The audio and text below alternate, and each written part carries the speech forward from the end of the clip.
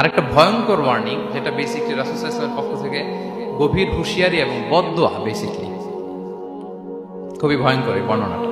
মুসনাদে বাজ্জারে এই হাদিসটা এসেছে, হাদিসটি হাসান পর্যায়ের হাদিস। জাবির ইবনে সামুরা রাদিয়াল্লাহু তাআলা আনহু বলেন, সাইদান নবী সাল্লাল্লাহু আলাইহি ওয়াসাল্লাম আল মিম্বার, রাসূল সাল্লাল্লাহু আলাইহি ওয়াসাল্লাম মসজিদে নববীর মিম্বারে আরোহণ করলেন। ফাকালা আমিন আমিন আমিন, তিনবার তিনি আমিন বললেন, আমিন আমিন আমিন।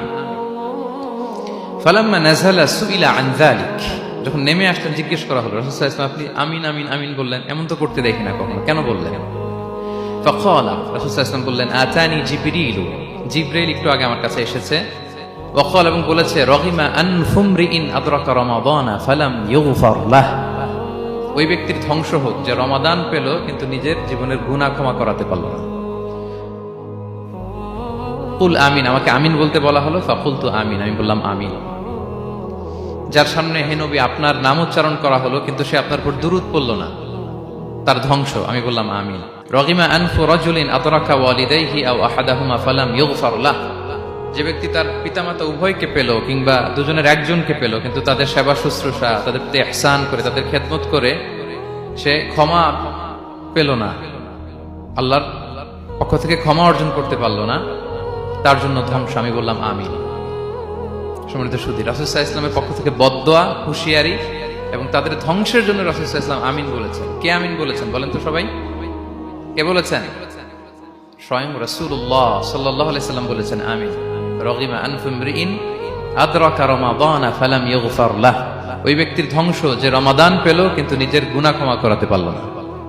এবার কি একটু ভয় লাগতেছে? এতক্ষণ তো খুব হোপফুল ছিলাম আমরা, এখন কেমন মনে হচ্ছে আপনাদের বলেন?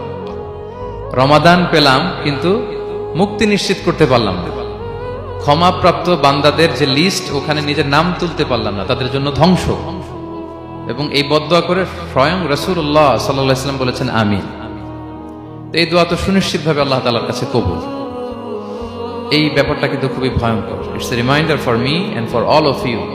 আমরা যেন আমাদের প্রত্যেক কাজের মধ্য দিয়ে রমাদানে এটা ভাবি যে আমি ক্ষমাপ্রাপ্ত বান্দাদের অন্তর্ভুক্ত হতে পারলাম কিনা, এই রমাদানে ইবাদতের মধ্য দিয়ে আমি আল্লাহর ক্ষমা, মুক্তি, জাহান্নাম থেকে মুক্তি নিশ্চিত করতে পারলাম কিনা, এটা কিন্তু আমাদেরকে বারবার খেয়াল রাখতে হবে। তাই রমাদান যেমনি আমাদেরকে হোপফুল বানায়, আশা দেখায়, সম্ভাবনার মাস, আশা জাগা নিয়ে মাস, at the same time this is the month of warning.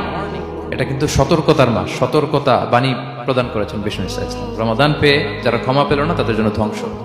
আল্লাহ তাআলা যেন আমাদেরকে ওই কাতারে না ফেলে। আল্লাহুম্মা জাআলনা মিন উতাকাইকা মিনান নার ফি শাহরি রমাদান, আল্লাহুম্মা আমিন। যারা ক্ষমাপ্রাপ্ত বান্দা হবে আমরা যেন তাদের অন্তর্ভুক্ত হতে পারি। আল্লাহ তুমি কবুল করো।